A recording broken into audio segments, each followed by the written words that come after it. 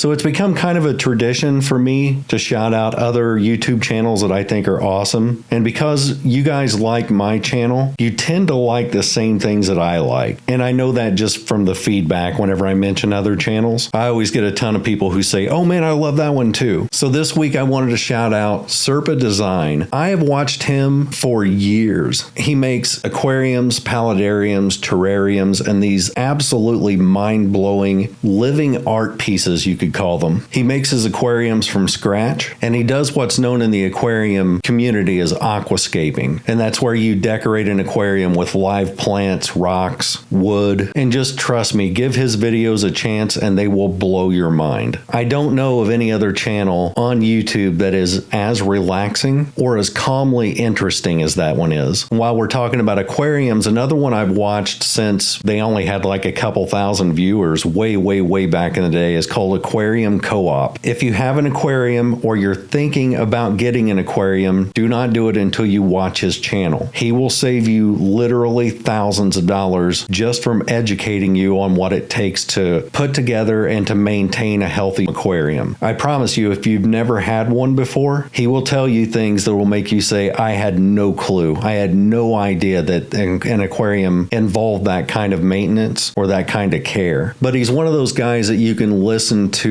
just explaining things, and it just feels like a classroom that you want to be in. The third is a smaller channel that I think needs to be a bigger channel, to be like a really big channel. She goes by the name Feral Tradwife. As of this video, she's approaching 9,000 subscribers, but she does daily life type of stuff and some cleaning and some organizing. But the real draw to her channel is her. Her filming and her narration are top notch. And I don't know if she intends to do this or not. Like, I don't know if she purposely adds jokes to her channels and her videos, but she is extremely funny. If she were to make a video of just her reading the ingredients off the back of a bar of deodorant, I would still watch that video. It's a fun, relaxing, funny channel. I think you should really give her a shot. And the last one I want to call out is a recall out for a brand new channel called Fife, F-I-F-E, Free Cleaning. They're out of Fife, Scotland. They just started and they are on the button. They clean houses just like I do. Their narrations are super calm and they're very real people, meaning they don't put on a character. They don't try to be something they're not. They're just themselves. Now, given I kind of put on a character and do my stupid jokes and stuff in my video, but for the most part, I'm just me and I present things to you like, here's this dirty house. I'm going to make it clean again. That's basically what they do. Now, they're not 6'4" like I am, and they don't threaten to beat up moose or anything like that. And that basically makes me a better person than them. But still, they're a really good cleaning channel. I think you should give them a shot. And I'd really love to see their first 100,000 subscribers. As of the recording of this video, they're just under 9,000. Let's see if we can get them to 9,000. That would be pretty cool. Hell, for that matter, let's get them to 10. Everybody jump in and go subscribe to Fife Free Cleaning. Let's see if we can get them to 10,000 subs. Anyway, back to this video. So this kitchen, I have a lot to say about this kitchen. So this room really was out of control. It had been so packed up and so cluttered for so long that when I finally got to the pantry door and was able to open it, I realized that that likely hasn't been opened in probably about 3 years. Now there's some math-based assuming going on there, and that is rooted in the fact that the newest food that I found in there had reached its best buy date in 2021.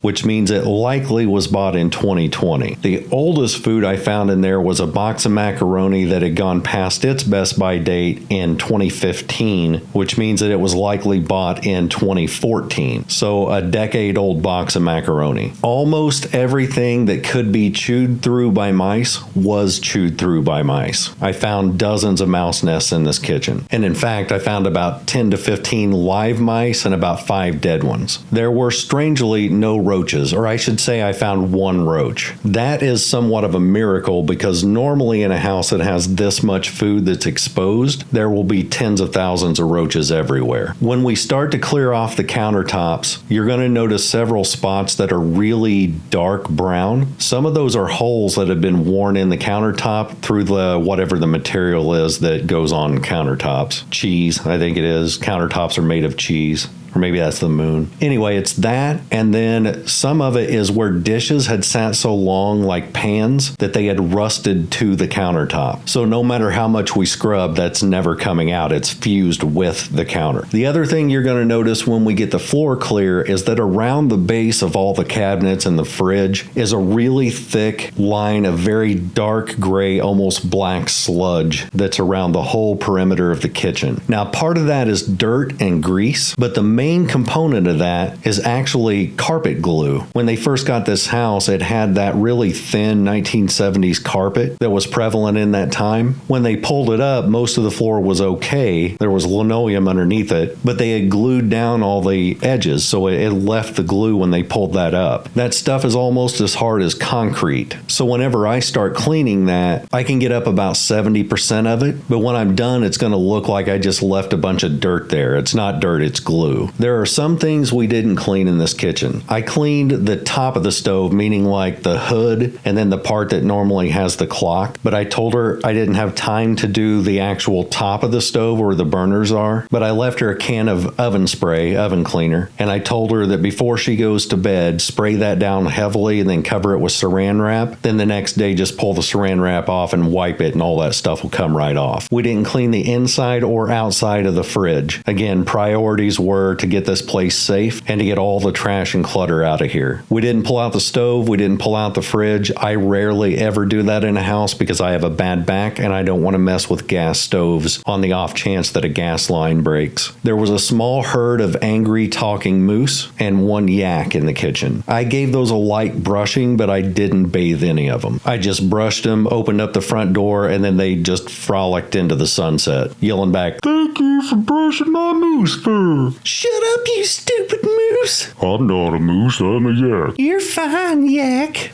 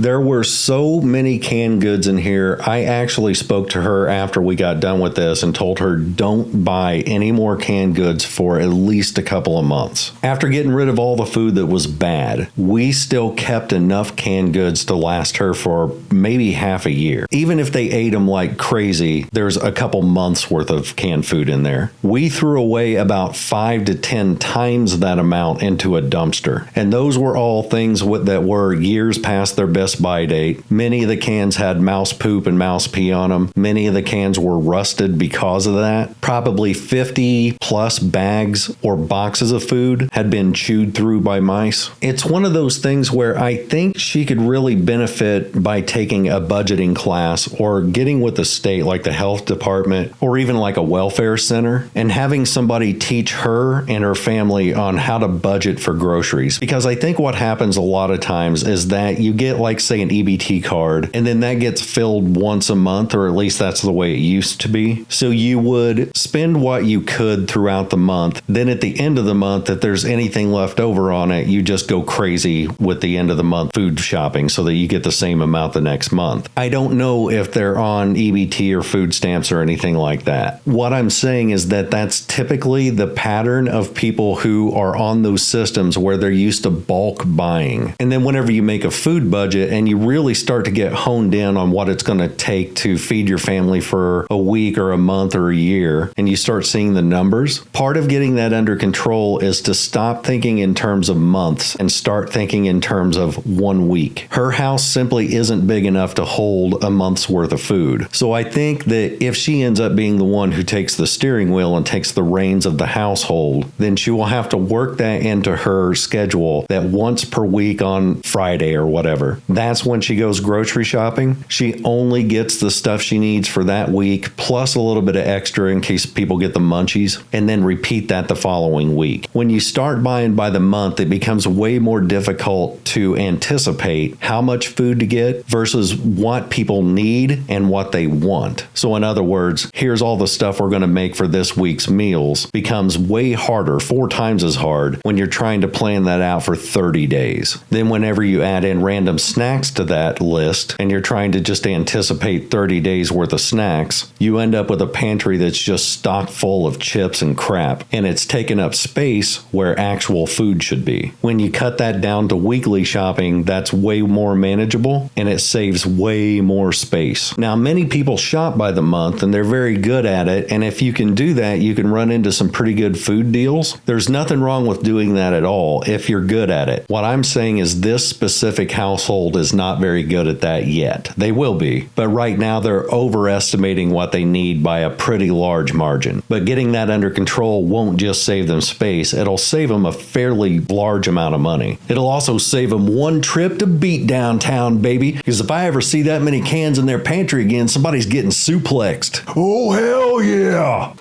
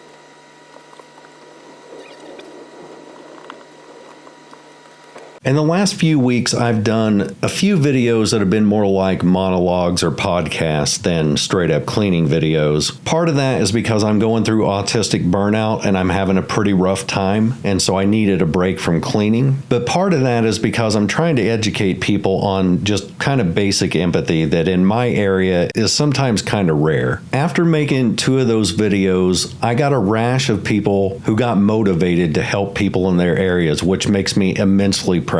And the questions I keep getting over and over is, how do I start this? How do I even ask somebody if I can help them clean their house without offending them? The way that I did it was that I posted on local Facebook groups and I explained what I did. I explained that I wanted to video it. I explained that I would keep it anonymous and that it was genuinely free. I wasn't going to ask for anything. And then people came out of the woodwork. What I want to warn you about is that these aren't entirely free. So for this house, we drove 40 miles there, 40 miles back, so 80 miles total for 4 days solid. So what's that, 320 miles? We also bought about $200 worth of supplies, and then I had to rent a small dumpster, a 20-yard dumpster, and in my area, that's $400. In many of the houses that I clean, we need something much bigger, something twice that size. A 40-yard dumpster is $800. Typically, the people we help can't afford that, so I eat the cost on it. I also bought them all new dishes, and that was right around $600. So just from the dumpster and the dishes alone, we're talking about $1,000. You can do this kind of work without spending that money, but whenever you get people who really, really need the help, at a bare minimum, you're going to have to figure out what to do with the trash. Because when you're talking about 50 bags of trash, that's not something you can just set out at the curb and the trash man will take it. In my area, you can fill up one of those little blue bins that everybody has, and then you can have a maximum of 2 unbinned bags. Anything more than that, they either won't take them or they'll charge you for it. In bigger cities, you have to pay to dump. In mine, it's free, but you still have to find a way to haul it there. But yes, trash disposal is a huge problem, and it likely is one of the reasons why they didn't dive in and do it themselves, because they're mentally frozen on, what do I do with this? Where do I even put it? I could throw it away, but where? Now, the money that I make from YouTube covers those costs, but if you start a YouTube channel even to support this help, it's probably going to take you a couple years to even become monetized. Anyway, that's my 2 cents on that. That's my advice. Local Facebook groups to find the people who need help, and then figure out what to do with the trash. That's the 2 biggest issues. That and moose. My advice on moose is you just don't let them push you around. Don't let them bully you or try to trick you into giving them money. You just call them stupid in a high-pitched voice and they will leave you alone.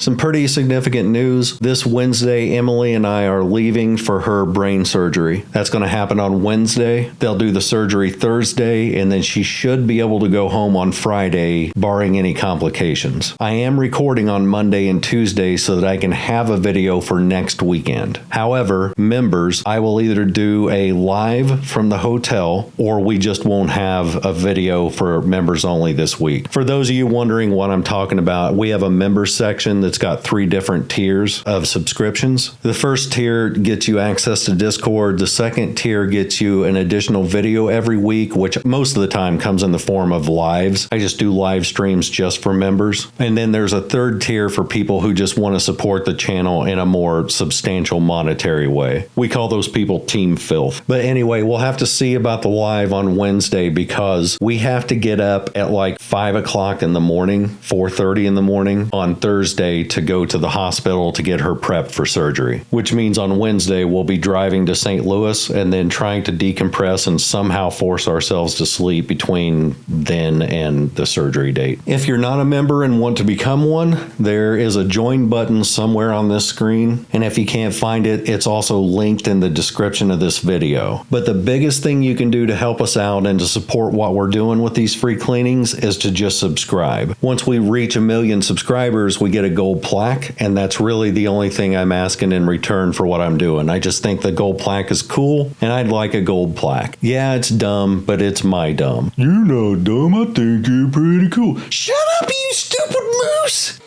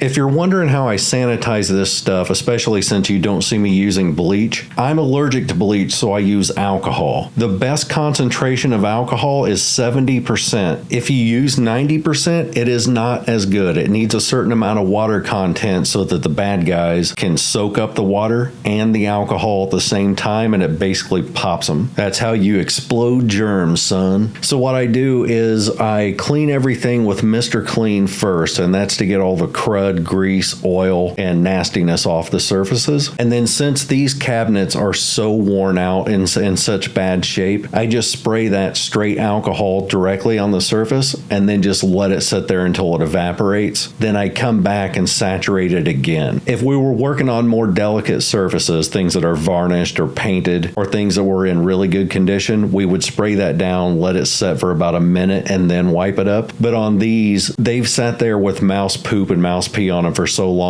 that is soaked into the wood grain. So I want the alcohol to do the same thing. I want it to seep down into the wood and try to destroy as much of that stuff as possible. So I'll spray that on there and then not even wipe it up. After it's sat for about 5 or 10 minutes, then I'll come back and start putting things back on the shelf. If you try that and it doesn't work, the best way to sanitize is just to spin kick the germ. Spin kick them while giggling and then taunt them. If germs stay after that, they can't be killed.